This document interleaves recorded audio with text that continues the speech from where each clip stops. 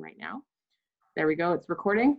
I'm not going to pop it on YouTube because I'm not putting the pre-construction meetings on YouTube because they are of a little bit more limited scope. But if for some reason one of your residents wants the recording of this, just send us an email and we'd be happy to make that happen. So with that, I'm going to turn it over to Emily and let them take it from there. Thank you. Great. Thank you, Fiona. Well, thank you everybody for attending this evening. My name is Emily Rukian. I am from Main, Maine, and we are the development managers for this project. This project is owned by a partnership made up of Choice REIT and Woodbourne. Choice is, I believe just Choice right now is represented on the call tonight and would be happy to answer any questions about the upcoming construction. Choice and Woodbourne have retained a company called Butcom as their construction manager for the project. And I will hand it over to Michael Mercier to take everyone through the construction plan and schedule that's up on your screen right now. Michael, you can take it away. Thank you, Emily. As you've mentioned, my name is Michael Mercier, and I'm the president of Butcom East, and we are a general contractor. We have an office in West Ottawa, and our office in Ottawa is approximately 6 or 7 miles away from the site. We are honored to have been selected by Choice, Woodbourne, and Main to be the construction manager on the project. Just a little bit more about the company. Butcom, you'll see in the lower right corner, we've been in business for more than 45 years now, with an office in Toronto as well as Ottawa. We have approximately 200 employees, and more importantly, we have considerable experience with similar types of projects. So on that note, I'm going to do a handoff to, I believe, Choice. Hi, my name is Erica and I'm with Choice Properties, and I'm going to talk a little bit about the design of the building, which is a 252 purpose-built rental building located at 400 Kirkwood. It's a 6-story building, and it's designed to be seamlessly integrated into the site.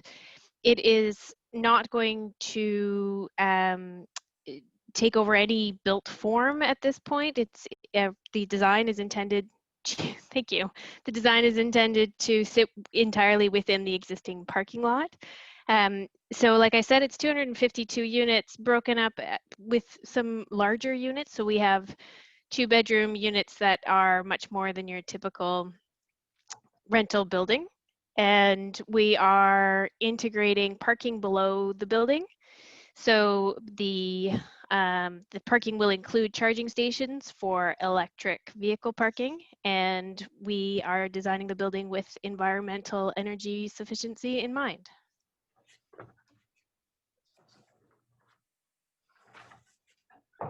Thank you, Erica. It's Michael Mercier again, and I've been asked to speak about the duration and a little bit about construction.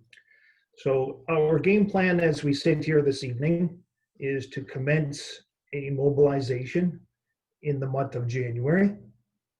Our game plan is that in the next week, we will arrive on site in a controlled fashion environment, selectively to establish the boundaries of the footprint of the work.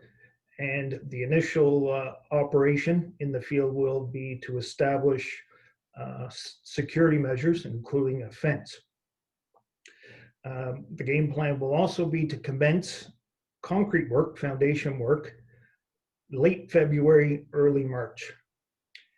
As we sit here today, we believe that the superstructure will be completed in approximately 10 months. So when I refer to the superstructure, I'm referring to the duration whereby we will have a tower crane erected on the site, and that would be primarily all the concrete work. The subsequent event will be, we move along in construction. with an ultimate goal of completion and occupancy for a total duration of 28 to 30 months in total duration.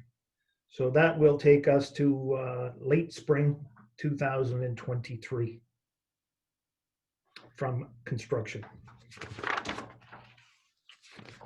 Specifically, obviously, an undertaking of this magnitude, there has to be a well thought out plan. And I believe that in conjunction with feedback from Main and Main, as well as Choice Woodburn, we've developed a plan that is site specific and will be something that's realistic and something that we can implement with all stakeholders. Specifically, the most important thing for all of us is safety. BudCon is a real proponent of safety first and a very substantial safety culture on all of our projects. We're pleased to report that we actually have had 1.5 million working hours to date without a substantial incident. So again, that that's consistent with the culture that we have. That's very, very important. There's no question that we recognize the fact that we are not in a farmer's field. We are adjacent to store operations as well as residential. So hygiene and cleanliness is absolutely critical on this project. We will implement a very rigid program for regular cleaning. And that not only is that debris within the footprint of the building, but we'll be very cognizant and aware of the perimeter of the site. One thing that often creates a few hazards would be the substantial undertaking of trucks in and out of the site. So we will maintain regular street cleaning throughout the day. And we will ensure that before the work hours are completed on that particular day, that the site is clean. We're also very proud to advise that the local economy is impacted in a very positive way. From our estimation, we believe that we're creating more than 120,000 work hours on the project, and we will have more than 25 different sub-trades and suppliers. From our perspective, our history has always resulted in the best projects are in a situation where we're promoting as much local content as possible. So that being the case, the majority of our sub-trades and suppliers will be from the Ottawa region to the very best of our ability. So when we sit back and we look at a project like this, we certainly want to consider, as I mentioned, the neighborhood impact. Environmental is the first bullet that comes to mind for us. Initially, we will implement a very rigid erosion and sediment control system to ensure that we do not have any runoff from the site into the adjacent parties and parcels and lots. Light pollution is something that becomes a buzz on these substantial projects. Again, we'll make best efforts to minimize that. One of the important things will be shielding to the best of our ability, as well as strategically positioning any lights that we have on occasion. Back to the schedule front, as it turns out, we're fortunate that we're commencing early spring.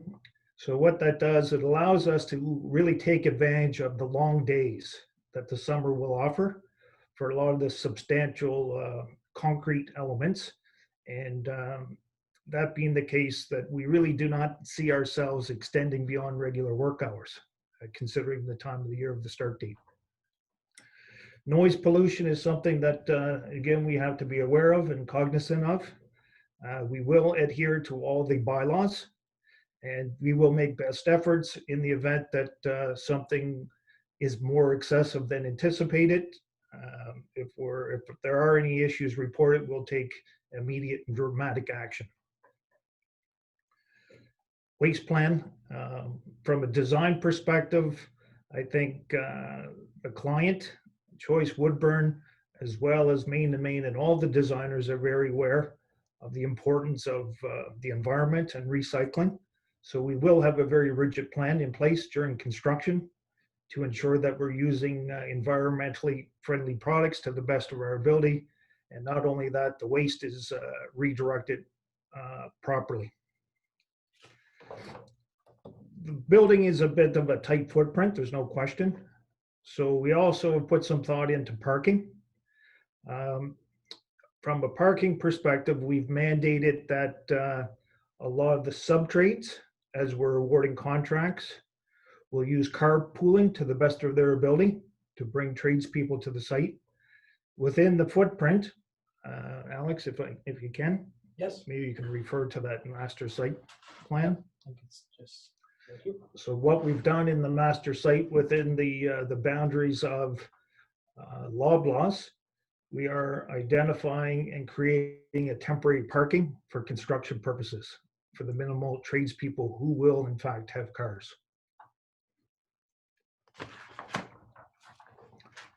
So that being the case, it really takes us to a staging plan. What you see on the screen currently is the footprint of the construction activities. If you go to the orange boundary, that would be adjacent to Kirkwood. And as a matter of interest, the orange line running parallel with Kirkwood would identify a construction fence that we plan to have. That will be a full plywood fence to ensure that we are protecting any pedestrians who may be wandering along Kirkwood. As you move across the site to the north, you'll see blue. The blue image represents concrete jersey barriers with a chain link fence on top of the barriers. On the north part, that's actually one of the access into the loading dock of the grocery store.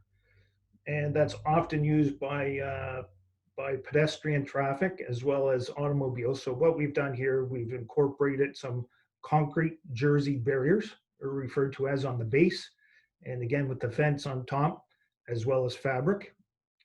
As you move across the site from east to west, you see the blue line. Again, that will be the same detail with a concrete jersey barrier.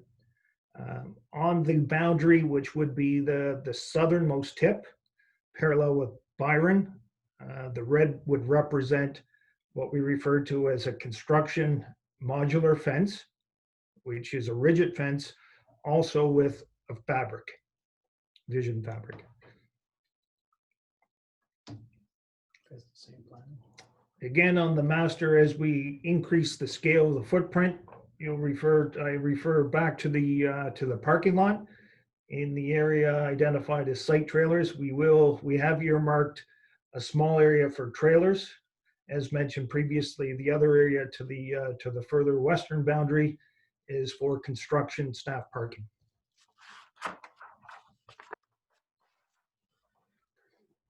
Traffic plan. There's no question that this is very critical to the project, to the city, as well as the neighborhood. We've retained a professional traffic consultant, and we've been working diligently with the consulting firm, as well as the City of Ottawa Traffic Division. We've received some very good feedback, and we believe we've developed a plan that could work very well for the site. So if I refer you to the hatched area in green, the city is now receptive to allowing a lane closure for a period of about 10 months. So this would be the lane that the turning lane onto Byron. So that is the area that we would see as a lay-by area where a lot of the concrete pours will occur. We will be using combination of the tower crane as well as a concrete pump. So we're pleased to report that we will be able to bring the concrete trucks off the primary lanes on Kirkwood, and that should facilitate much less impact to the typical traffic patterns. In addition to that, another note that I'd like to bring to your attention would be the sidewalk. And there's no question that the sidewalk on Kirkwood, on the westerly boundary, is important. So what we've been able to do, we recognize that as a bit of a hot potato. So we've approached the city and we have an agreement that for approximately 10 months, that pedestrian sidewalk will be shut down for the period of the superstructure being constructed, and we will displace people across the pedestrian crosswalk at the intersection of Byron and Kirkwood, as well as downstream at the intersection of Kirkwood and Richmond Road. In addition to that, you see a number of other logos, but for the most part, what they are doing, they're identifying signage, and the signage will be maintained at all times. And in the event that the signage is deemed to be necessary to amend it, we undertake to take the necessary steps to do so. I suspect there may be a few questions on that, but we'll touch on it a little later. From an hours of operation perspective, as I mentioned, our duration today is projected to be 28 to 30 months in the field. For the most part, it'll be regular hours, Monday to Saturday, from 7 a.m. to 5 p.m. On occasion, there may be the odd Saturday that's necessary, but we will absolutely respect the current noise bylaws in the city of Ottawa. And that's something that we would mandate with all of our subtrades and all operations during the project.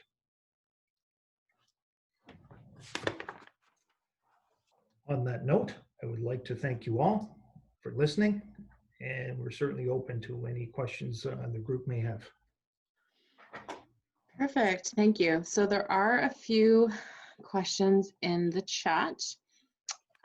Since they've typed the question, I will just read it out loud and then give people the opportunity to follow up. So from Dennis, where will visitors of renters park? Seems like they'll compete with the Superstore customers, which would of course be a fiasco. Side streets are residential, so that's no better. So this isn't directly related to the construction, but since it is being asked, I figured we could answer that question if someone has that info. Hi, Dennis. Thank you for the question. Yes, you're right. This specific meeting was for construction management. During the site plan process with any building, we go through this with rigor with the city staff to establish issues like this that might come up. With this particular site, what we have are two short-term lay-by parking spaces that are directly adjacent to the principal entrances into the residence. So that's for things like quick drop-off, if your friend's going to come in for 15 minutes, maybe Uber Eats. They're easily accessible without taking any parking spaces from the grocery store. And then below grade, we actually have 22 additional longer-term parking spaces for visitors. And those work by entering and getting an access pass and going down the ramp. Perfect. Thank you so much, Erica. Dennis, put in the chat if you have any follow-up to that. So Lauren, with respect to the environmental impact, is this building going to be LEED status? If so, which one? If not, how can we be sure that care for the environment will actually be met? And Lauren is with the Hampton Iona Community Association. That's great. Thank you for the question, and I really appreciate this question. Again, it's part of the development application process in which we establish some of these early in the process. We will not be going with LEED because there are other opportunities or other systems out there in order to establish the best performance of a building, and LEED residential is not as thorough as some of the other options. What we've actually done is retained Patterson Group, which is consultants that would actually be on site to ensure that the building envelope performs to a high level. So this is where actually a lot of the energy gains and losses is the building envelope. And you're right about the orientation. Solar gain is a a large factor in overheating and then having to deal with cooling of spaces, or in the winter, heat loss. So a lot of it has to do with the intersection of the solid wall to those windows and how those air leaks happen. So that's why Patterson will be on site reviewing these details and how they are put together, so that we have someone standing over the trade and making sure that these are integrated well into the building. So that's our number one. We also have ERVs, which are energy recovery systems in the suites, so that there's less waste air. It's actually getting recycled, and the heat is exchanged and worked back into the system. So that is a significant savings for us. Other environmental features, just a higher specification of the building. And I think this comes back to the fact that we're long-term owners. We don't just build the condo and sell off the units. We want the best performing building for our own portfolio, and because we stay with the project for its lifetime. So that is the best guarantee I think we can give you, is that we're doing this not only for the environment, but because we're long-term owners. Well, it's Choice Realty, which owns Loblaws Properties. Yes, Choice Properties.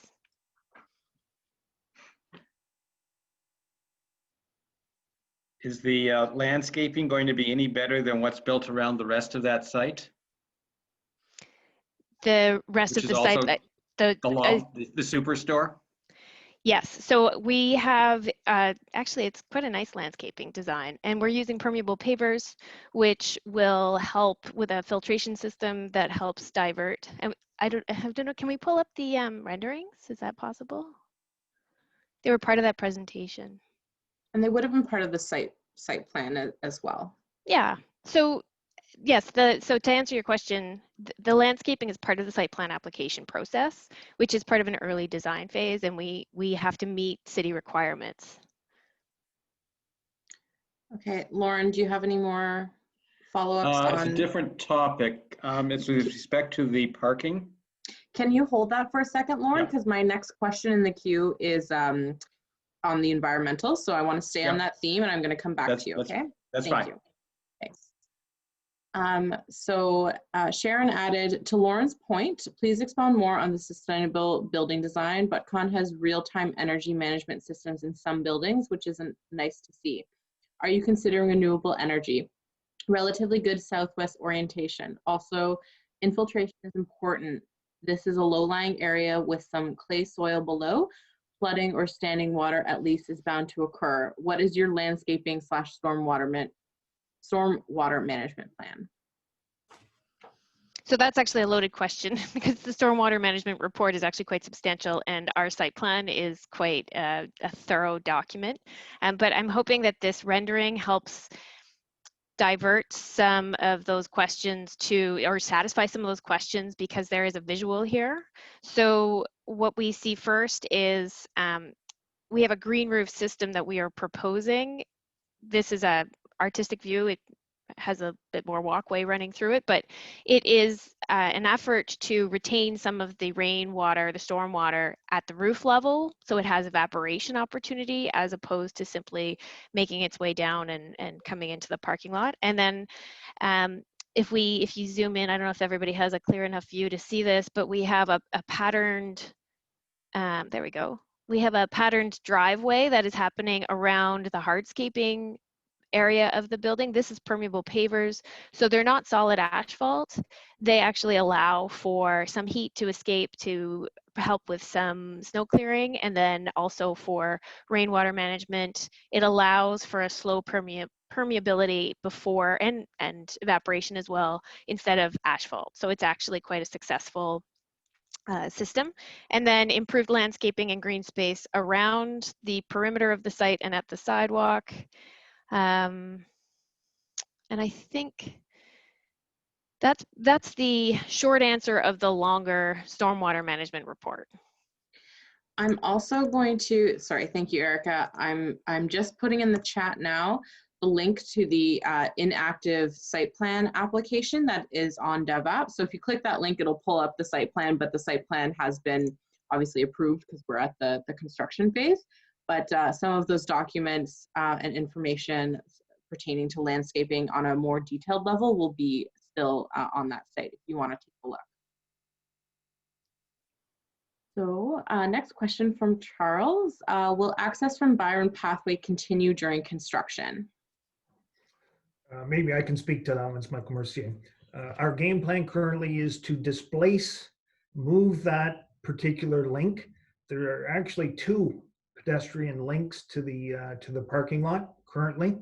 So the one that we will be using during construction will be solely the pedestrian link adjacent to the power tower, a little bit further westerly down Byron. At the time of completion, we will reinstate that second link from Byron. So just to clarify, one link will still be open during construction, or both are impacted? One link will be open during construction. Okay. At completion of construction, we will reinstate the second one. Perfect. Okay. Next question. I've become increasingly concerned about the air quality in this neighborhood due to construction. I appreciate the attention on this, but is there an appetite for air quality monitors from the city on site? So I think that's probably more a question for our side of things, unless you folks already have some air quality monitors that you're implementing from the city. I don't know offhand if that is, I don't think it's a requirement.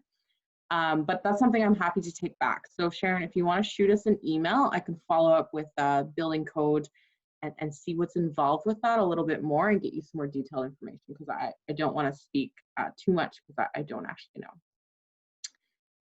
know. Heather with the Westboro Community Association is asking blasting for when and for how long? Maybe I can speak to that, Michael Mercier. I'm pleased to advise that we anticipate very little blasting, if any. We're not down to rock. Our vision, based on all the geotechnical due diligence that's been done, is that we will be into clay, but not a lot of rock. So therefore, very little, if any, blasting. In the event that there will be, if there is some blasting to be done, we certainly will implement a monitoring system. Thank you. What route will the construction trucks be taking to end up southbound on Kirkwood if they come north up Kirkwood from the 417? Will they be going down residential streets? So our vision would be, obviously the ultimate destination is Kirkwood. They will use Kirkwood, but subject to what's happening out there with LRT and traffic patterns, there will be multiple routes. And certainly our preference, and we will, to the best of our ability, minimize any residential side streets with trucks.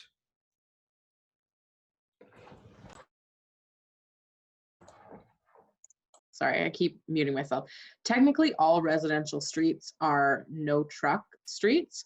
But if there is a situation that using a residential street gets them to where they need to go the fastest, trucks also have to take the fastest route. So sometimes there are scenarios where they have to go down a residential street, but that's only in a case in which no other alternative option is available for what exactly Michael said, perhaps LRT construction or something. So we'd be happy to communicate any of those like one-off impacts if they come up. Laura's asking, what is the schedule for the development of the park once it is no longer needed for workers parking? So I think that's more on us. So we have been in conversation. So the way the park dedication works is after the staging and substantial completion and when the developer and contractors no longer need that land, they convey that to the city.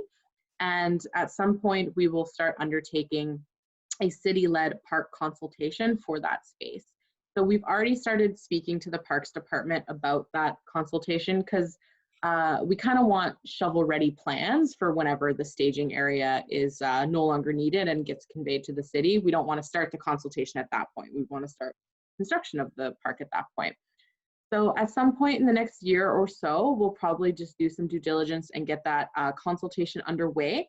And then, like I said, as soon as they're able to convey the land back over to the city, and as soon as the funding for the completion of the park comes forward, that's when we'll get shovels in the ground for the park. Ideally, they will coincide as much as possible. So I hope that answers your question, and it'll be a community-led consultation. So Jeff will advertise that in his blog, and we'll encourage all of you to come out and participate in terms of what you'd like to see in that park space.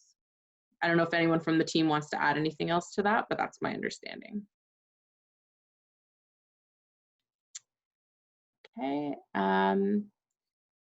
So in the photo, Lauren's saying, in the photo, it appears that all of the mature trees along Byron Linear Park are gone. Is this just to make it easier to see the building, or are the trees along Byron in jeopardy? Hi, I can speak to that a little bit. In the link that Fiona posted in the chat, there is all the material that was submitted. As part of this, there is a tree protection plan. So yes, in those renderings, we take a little bit of artistic liberty because it's easier just to take the same tree and plunk it along. And it also allows us to create clearer visuals if we use smaller trees so that people can actually see the building, because that's what we're trying to portray. So sorry about that. It's not a photograph, but a lot of the trees that are there are quite mature. You're correct. And we are protecting them with a tree protection plan is a fence that works its way around the root ball of the tree and allows it to be not only protected, but no heavy materials are placed around the root ball, so they are not compressed. Thank you. And there was a similar question. Will any trees on city property, specifically Byron Linear Park, be removed? And if so, will they be replaced? So you just spoke to Byron Linear Park. Are there any other trees on city property that are leaving? I'll take that one. The answer is yes, and we have a we have a tree production plan, but we also have a tree replacement plan that's been approved by the city. We have to replace all of the trees that we disturb. The number is escaping me right now, but I would be more than happy to follow up on the exact number of trees that we have been approved to remove. But every tree will be replaced one for one. Perfect. So that's it for questions that I have queued, but I will give folks a few more seconds to maybe think of anything and type it. While I'm doing that, maybe I'll ask, I'll go back to Lauren. Sorry, we left Lauren. So Lauren, I'm unmuting you.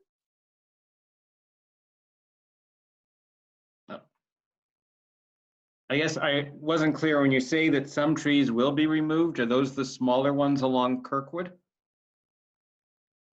Or on existing property, but no city tree will be removed unless it's inadvertently damaged?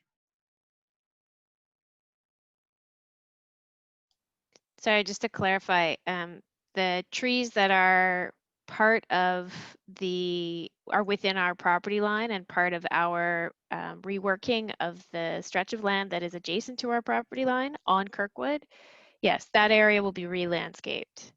Anything that is part of Byron Park or is on city property is exactly as Emily said. We're protecting anything that's in close proximity that will remain. And there is an agreement to not only replace the trees that may have to come down for various reasons, like sometimes they come down because they're not in good health, but they're replaced, and they're replaced of a certain size. As I pointed out earlier, I guess a concern is given a lot of what has been landscaped on the site previously around the store. Most of the trees in the parking lot are barely alive. The trees along the front have not grown significantly since they were first planted. The trees along the side are not much better. So I'm hoping that what you're doing along this building is better than what's on the rest of that site. Or even better, that as you do what you're doing along the building, you do something to improve the rest of the site, since I believe Choice owns that entire site. Yeah, so our intention is to actually create the best possible situation, the best possible long-term owned situation that we can possibly come up with. So we have a landscape consultant who's actually working with that specifically. However, the work that we are doing and that we're talking about tonight is not necessarily about what's within the parking lot. And how do I explain this? I guess what's happening along Kirkwood is within the realm of what this project is addressing specifically. And then we extend to the extent of what we're calling the lot lines. And there's a clear legal boundary of this property that is actually separate from the parking lot of the store. So that's where we are working within those boundaries to the street curb. Mhm. Yeah, there's a long history in the neighborhood of promises not met or fulfilled. And it may be different properties, but I know Loblaws has just rearranged their ownership and put their properties into the REIT. And it's still all under the umbrella of Weston Inc. So what we can do, like definitely taking notes of your comments, and my wonderful coworker Nick is actually making his way to have a discussion with the store manager. So we'll start the subject and see what we can do. Okay, thank you. Okay, thanks, Lauren. There is one other question in the chat from Judy Lincoln with the Westboro Village BIA. Is there a contact for concerns about construction during the process, and will updates be provided throughout construction? So this is a really good question. It is, it's a great question. And yes, we just actually had a conversation about this last week. What do we want to put in the name of the specific email address that will be associated with the site? Because it was 190 Richmond and now it's 400. So we've just actually changed that over, and we will either have some sort of notification on the hoarding, or it will be a handout that has a place where you can address questions or concerns that will be to a specific email address for this project. So that will give you immediate contact to me. So Nick and I will make our best efforts to respond immediately with any questions or concerns that you have. So if there's going to be an email address, can you just circulate that to our office? And then anyone who's participating tonight, just shoot us an email if you would like that email address. As well, for those unfamiliar, which I think you're all pretty familiar with us at this point, you know that our office is also available to serve as a conduit to the developer and contractor, like should there be immediate issues that you need addressed. So never hesitate to reach out to us. A good method would be, if you have that email address that they're providing, email them, CC me, so that way I can, pay attention to make sure that it's been followed up on, and assist if it's something that requires city assistance as well. So never hesitate to reach out to us. So I see no more questions in the queue. None are coming in last minute, and it's been a few minutes now. So we'll wrap it up there. Thank you all so much for coming out tonight and listening to this information. And thank you, I don't know what to say, Choice, ButCon, all the different entities who presented here tonight. We really appreciate it. And yeah, we'll mitigate any issues as they come up. And message, he says thank you, Judy. And yeah, I'll leave it at that. Thanks, everyone. Thank you. Great. Thank you. For your time. Thank you. Bye. All right. Thanks, everyone.